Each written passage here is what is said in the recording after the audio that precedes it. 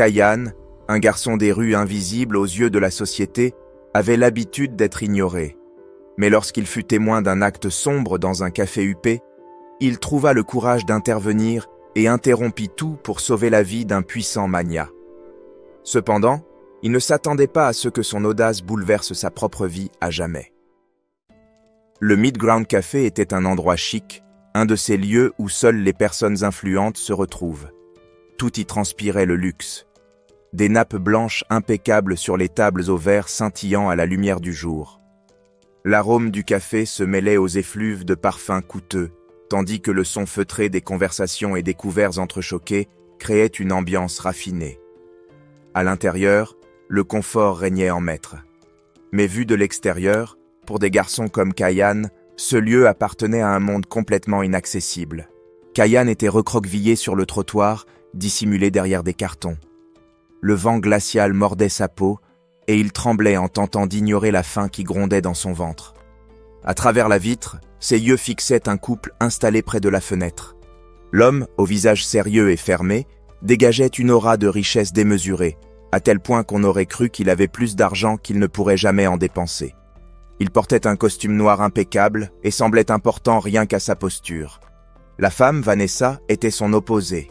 Élégante et vêtue d'une robe rouge flamboyante, elle arborait un sourire qui semblait faux. Kayan connaissait bien ce genre de sourire, celui qui masque des intentions cachées. Il ne pouvait s'empêcher de les observer. Ce n'était pas seulement la faim qui le clouait à cet endroit, mais aussi une curiosité inexplicable. Ce couple n'avait rien de banal. Même s'il ne pouvait entendre leur conversation, tout dans leur langage corporel indiquait qu'un malaise pesait entre eux. À l'intérieur du café, Conrad jouait distraitement avec sa cuillère, remuant sa soupe sans grande conviction. Il leva les yeux vers Vanessa et rompit enfin le silence. « Tu es différente ces derniers temps. » Vanessa ne s'y a même pas. Elle inclina légèrement la tête, toujours avec ce sourire figé. « Différente comment ?»« Détachée, » répondit-il sans détour. « Tu sembles désintéressée. » Elle esquissa un petit rire sec. « Alors tu l'as remarqué ? Je pensais que tu étais trop occupé avec tes réunions et tes voyages pour t'apercevoir de quoi que ce soit à mon sujet. » Conrad soupira, visiblement épuisé. « Je voulais juste parler. » Parler ou faire un monologue ? Parce que ça ressemble plutôt à un de ces moments où tu parles, et moi, je me contente d'écouter. Depuis l'extérieur, Kayan observait attentivement. Bien qu'il ne puisse pas entendre les mots, il comprenait la tension entre eux. Les gestes de Vanessa, la manière dont Conrad serrait les lèvres, tout cela lui rappelait les disputes qu'il avait vues tout au long de sa vie. Mais ce qui se passa ensuite le fit frissonner. Vanessa, d'un geste calme, sortit un petit flacon de sa poche. Il était discret, presque invisible. Alors que Conrad se levait pour aller aux toilettes, elle ouvrit la fiole et versa un liquide transparent dans sa soupe, remuant le tout avec une sérénité glaçante. Tout cela sans perdre son air détendu, attendant patiemment le retour de son mari. Kayan se figea. Il venait de voir quelque chose d'horrible. Mais que pouvait-il faire ? Qui le croirait ? Il n'était qu'un gamin sale, vêtu de vêtements en lambeaux, grelottant dans le froid. S'il osait entrer dans cet endroit, il serait jeté dehors avant même de pouvoir dire un mot. À l'intérieur, Conrad revint s'asseoir. Il lança un regard méfiant à Vanessa, mais, visiblement, il n'avait pas encore compris ce qu'elle avait fait. Il prit sa cuillère et la leva vers sa bouche, mais s'arrêta en chemin. « Tu comptes me fixer comme ça tout le long ?» demanda-t-il en haussant un sourcil. « Je n'ai pas le droit d'admirer mon mari ?»« Tu peux, » répondit-il, d'un ton las.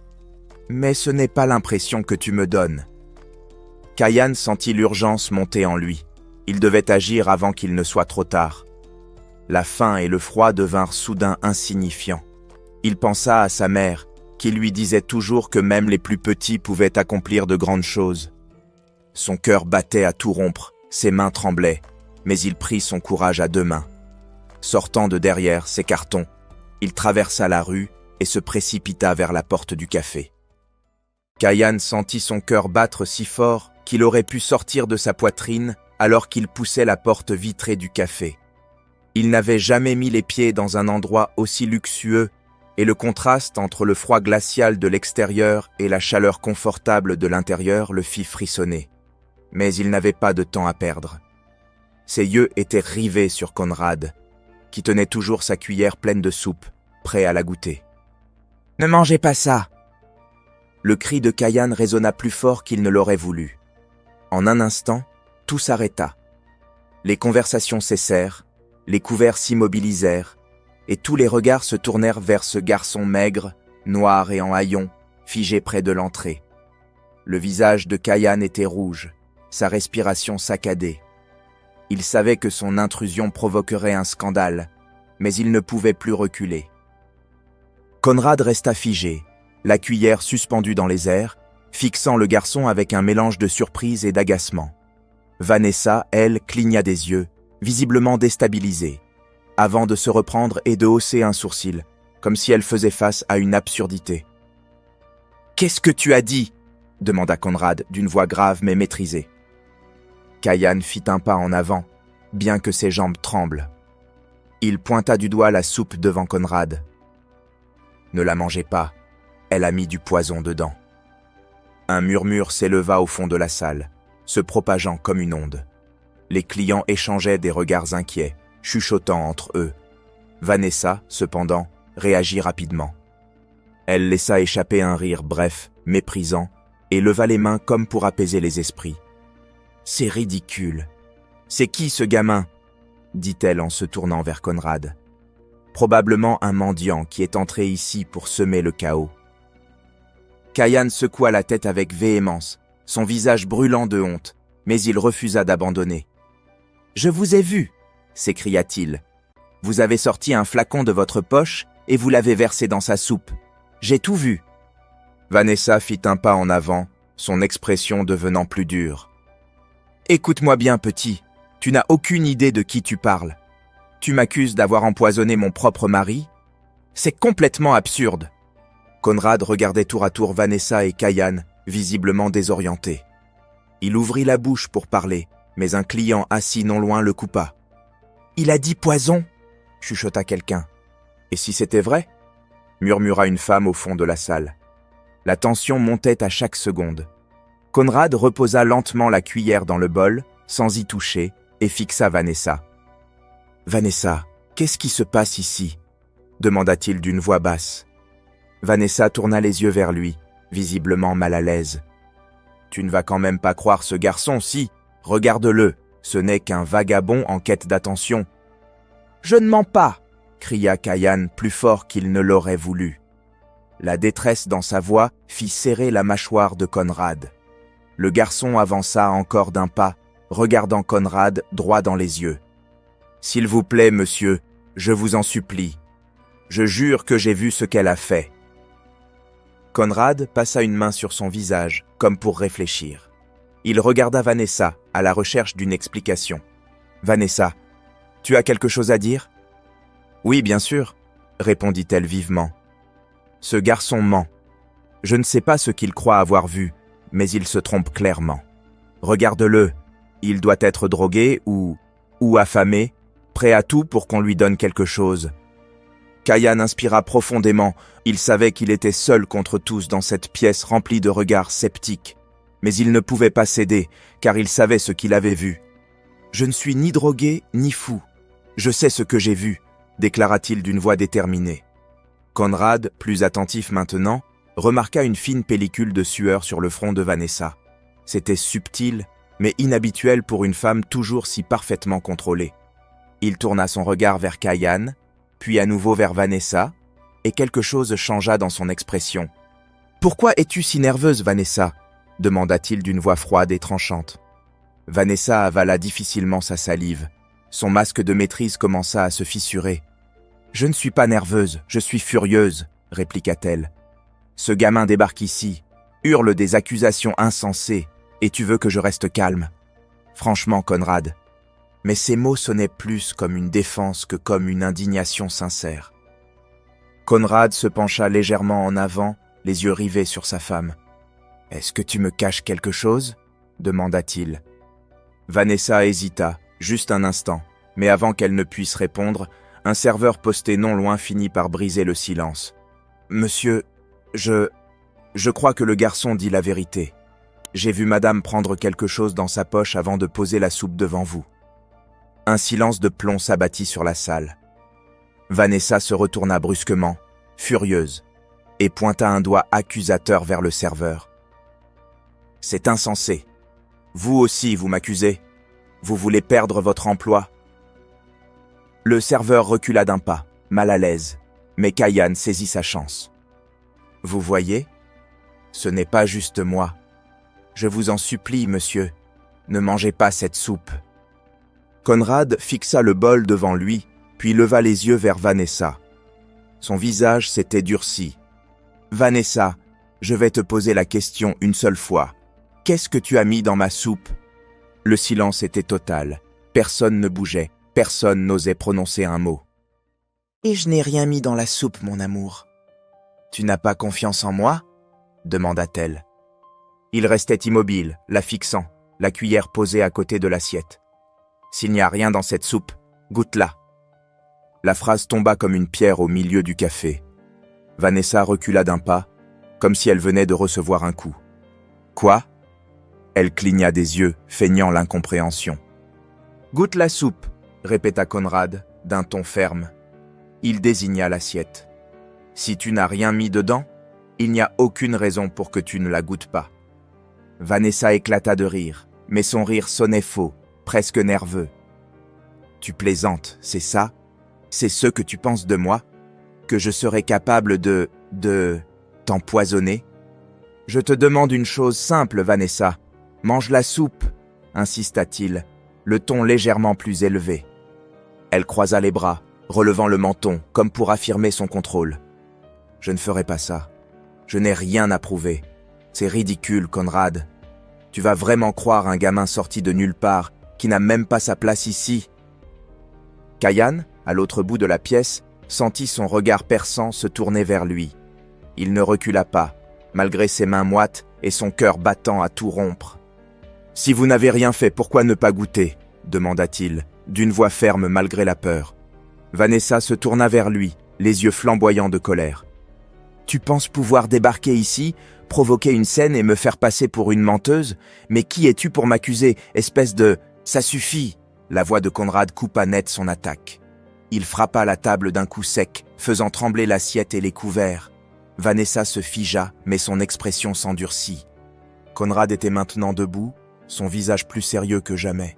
« Je ne veux plus entendre un mot.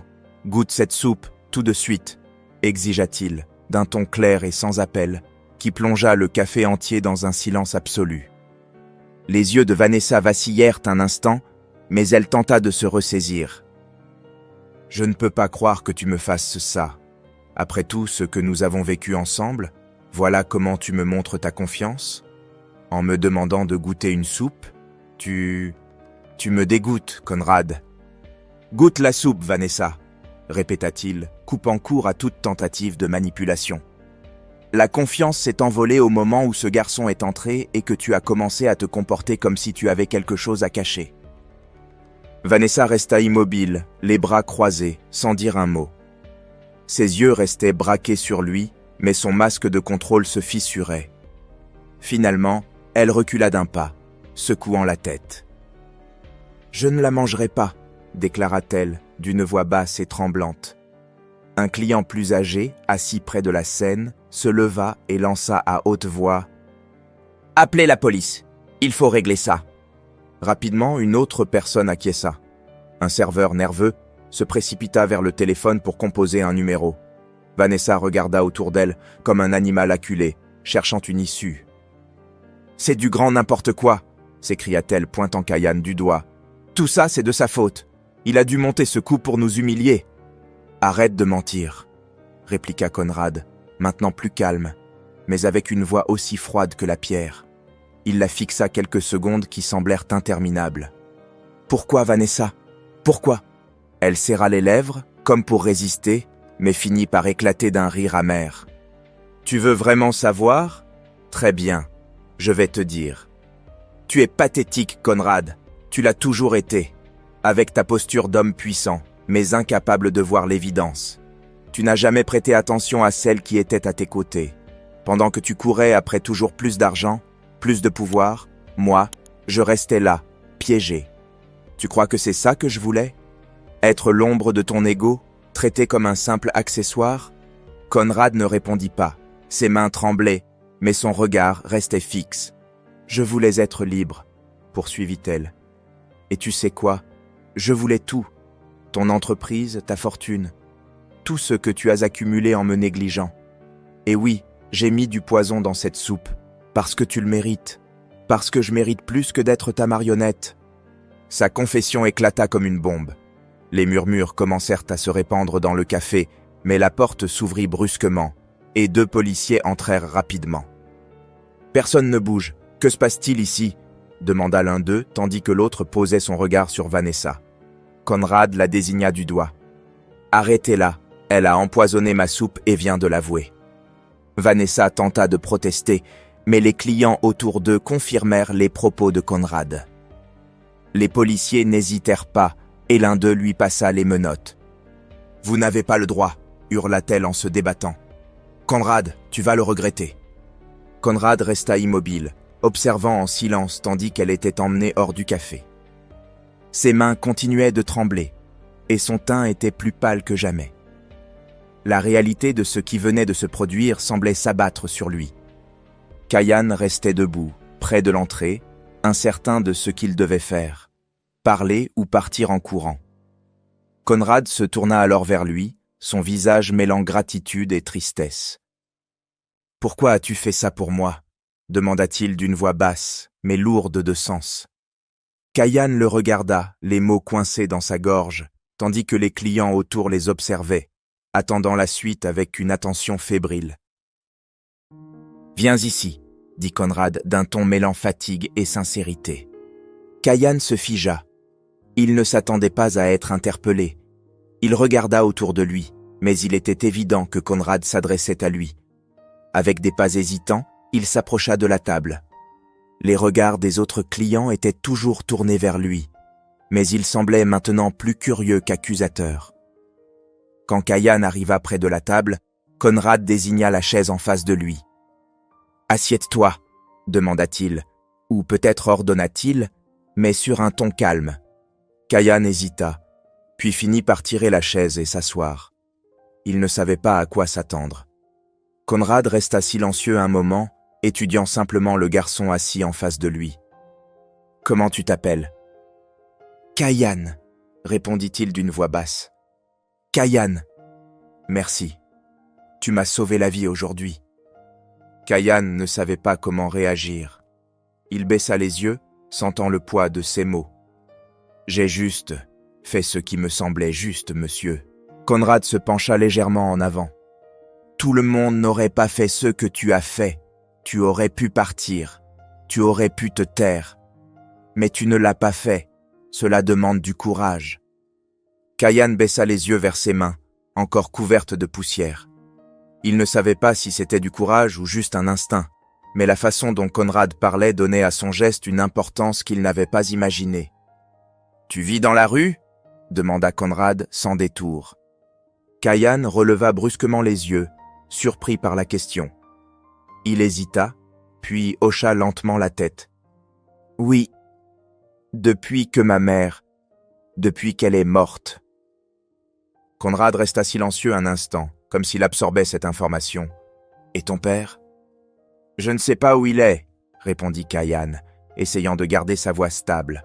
« Il est parti avant ma naissance. » Conrad acquiesça, ses yeux toujours fixés sur le garçon. Quelque chose dans son expression semblait s'adoucir, moins rigide qu'auparavant. Il fit un signe au serveur, qui était resté figé, ne sachant que faire. « Apportez-lui quelque chose à manger, ce qu'il veut, » dit Conrad. Kayan ouvrit grand les yeux. Il entr'ouvrit la bouche pour protester, mais Conrad leva une main pour l'interrompre. « Pas de discussion, tu as besoin de manger. » Le serveur hocha rapidement la tête et se dirigea vers la cuisine. Kayan sentit son estomac gronder bruyamment et se rappela qu'il n'avait rien mangé depuis la veille au matin. Pourtant, une partie de lui restait méfiante. Il fixa Conrad avec un regard interrogateur, Pourquoi vous faites ça? Conrad fronça légèrement les sourcils, comme si la réponse était évidente. Parce que tu m'as sauvé. Et parce que personne ne devrait vivre ce que tu as vécu. Kayan ne répondit pas. Il voulait croire en ses paroles, mais c'était difficile. Les gens ne faisaient pas de bonnes choses pour lui. Cela n'avait jamais été le cas. Quelques instants plus tard, le serveur revint avec une assiette de nourriture chaude. Kayan sentit l'odeur avant de voir le plat. Du riz, de la viande et des légumes. Rien de sophistiqué, mais pour lui, cela ressemblait à un festin. Ses yeux brillèrent un instant, mais il hésita à toucher à la nourriture. « Mange », dit Conrad, d'un ton presque bienveillant. Kayan attrapa lentement la fourchette, comme s'il s'attendait à ce qu'on la lui arrache des mains. Quand il prit la première bouchée, il sentit la chaleur et les saveurs réconfortantes envahir sa bouche. Il ne se souvenait pas de la dernière fois où il avait mangé quelque chose d'aussi bon. Tandis que Kayan mangeait, Conrad l'observait en silence, pensif. « Tu es un garçon intelligent, Kayan.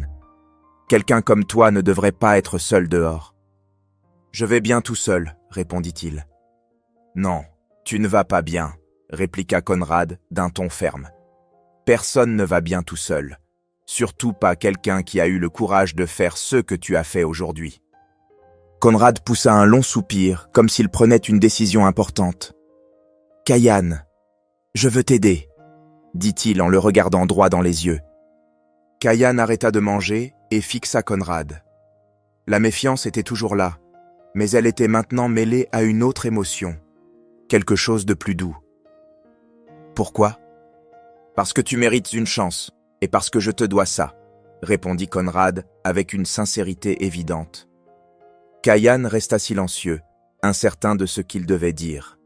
Pour la première fois depuis longtemps, il ressentit quelque chose qu'il pensait perdu à jamais, de l'espoir. Tandis que le soleil commençait à se coucher à l'extérieur, les murmures dans le café se poursuivaient, mais pour Kayan, le monde semblait s'être rétréci, laissant seulement lui et Conrad à cette table. Cette histoire nous rappelle que le véritable héroïsme vient souvent de ceux qu'on ne remarque pas. Kayan, même sans rien posséder, a choisi de faire ce qui était juste et a sauvé une vie. Combien de fois ignorons-nous les personnes autour de nous, les jugeant sur leur apparence ou leur statut social? Aurions-nous le courage d'agir avec autant de cœur que Kayan? Partagez vos réflexions en commentaire et envoyez cette histoire à quelqu'un qui pourrait avoir besoin de ce rappel sur l'empathie et le courage. Ensemble, diffusons ce message.